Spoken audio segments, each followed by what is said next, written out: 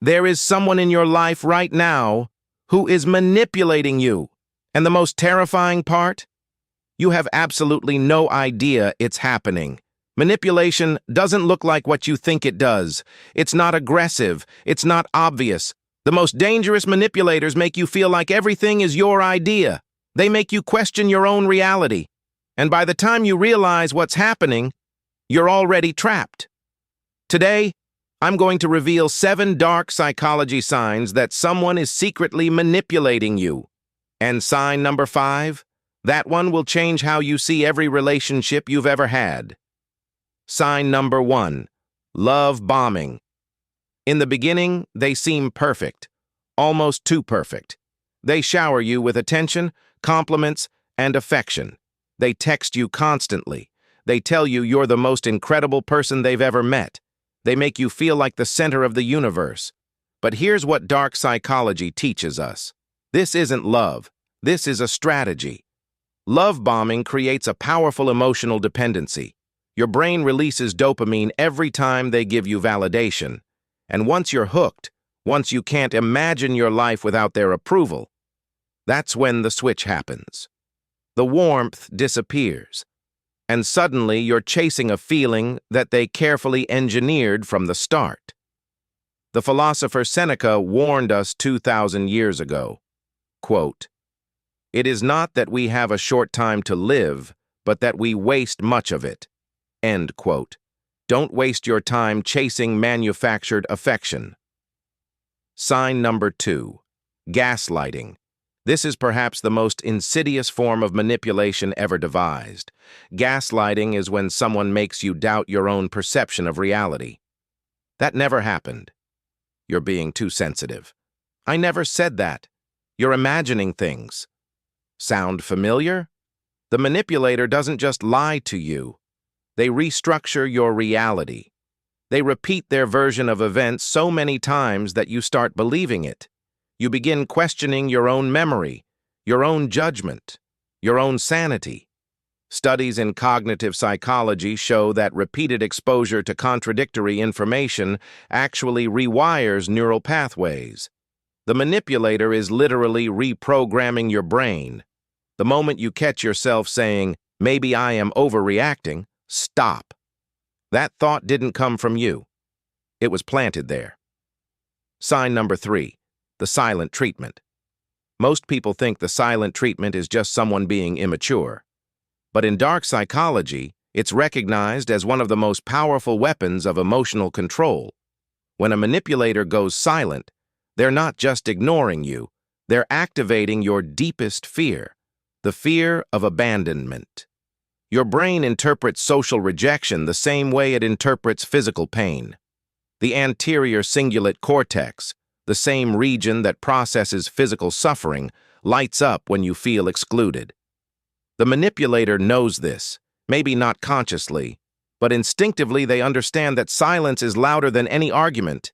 It forces you into a desperate state where you'll do anything, apologize for things you didn't do, compromise your boundaries, abandon your position, just to end the unbearable quiet. Marcus Aurelius wrote, "The best revenge is not to be like your enemy."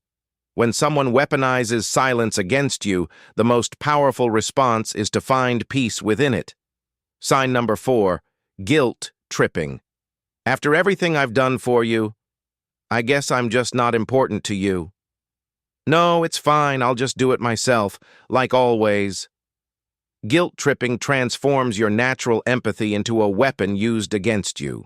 The manipulator positions themselves as the perpetual victim of your choices, even when your choices are completely reasonable. Here's the dark psychology behind it. Guilt tripping exploits what psychologists call the reciprocity principle. Humans are hardwired to return favors. When someone reminds you of what they've done for you, your brain automatically feels obligated to comply, even when the original favor was unsolicited. The manipulator keeps a mental ledger. Every act of kindness is recorded, not as genuine generosity, but as future leverage. They gave you something you didn't ask for, and now you owe them something you can't afford to give. Sign number 5, moving the goalposts. And this is the one most people never see coming. You do everything they ask. You meet every standard. You jump through every hoop. And the moment you finally reach the finish line, they move it. Well, that's great. But now I need you to... That's not exactly what I meant. You did it. But your attitude about it was wrong. This technique is devastatingly effective because it keeps you in a permanent state of trying. You're always almost good enough, always one step away from their approval, but that approval never comes because it was never the goal. The goal was the chase itself. As long as you're running toward their approval, they control the direction of your life. Epictetus said it best. No person is free who is not master of themselves. The moment you stop chasing someone else's moving finish line, you reclaim your freedom. Sign number 6. Playing the victim. The most skilled manipulators have mastered the art of being the victim in every situation, even situations they created. They start the argument, then cry because you raised your voice. They betray your trust, then tell everyone how you made them feel unsafe. They take and take and take, then tell the world how much they've sacrificed. Dark psychology calls this DARVO, deny, attack, reverse victim, and offender. It's a pattern so predictable that researchers have documented it across thousands of cases. The manipulator flips the script so effectively that bystanders side with them. You end up defending yourself against accusations while the real perpetrator collects sympathy. It's psychological jujitsu, using your own strength and honesty against you. If someone consistently ends up as the victim in every conflict, that's not bad luck. That's a strategy. Sign number 7. Isolation. This is the final and most dangerous sign, because once they've isolated you, all the other tactics become 10 times more powerful. It starts subtly. They don't like your friends. They create conflicts with your family. They make you feel guilty for spending time with anyone else. Slowly, almost imperceptibly, your world shrinks until they're the only person in it. And that's exactly where they want you. Without outside perspectives, you have no reality check. No one to tell you, that's not normal. No safety net to catch you when you fall. Isolation is the master strategy because a person without allies is a person without power.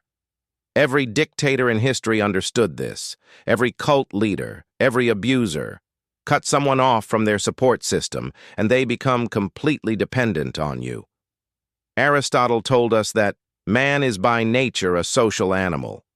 Anyone who systematically removes your connections to other people is not protecting you. They are imprisoning you. So how do you protect yourself? First, trust your instincts. If something feels wrong, it probably is. Your subconscious processes information faster than your conscious mind.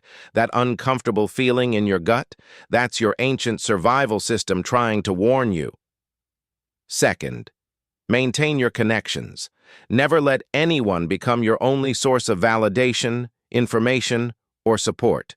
A strong network is your greatest defense against manipulation. Third, set boundaries and enforce them. A manipulator will test your limits constantly. The moment you bend, they know exactly how far they can push. And finally, educate yourself. The greatest weapon against dark psychology is understanding it. You cannot be manipulated by a tactic you can see coming. If you recognized any of these signs in your own life, don't ignore them. Knowledge is the first step to freedom. Subscribe to this channel for more insights into dark psychology and human behavior.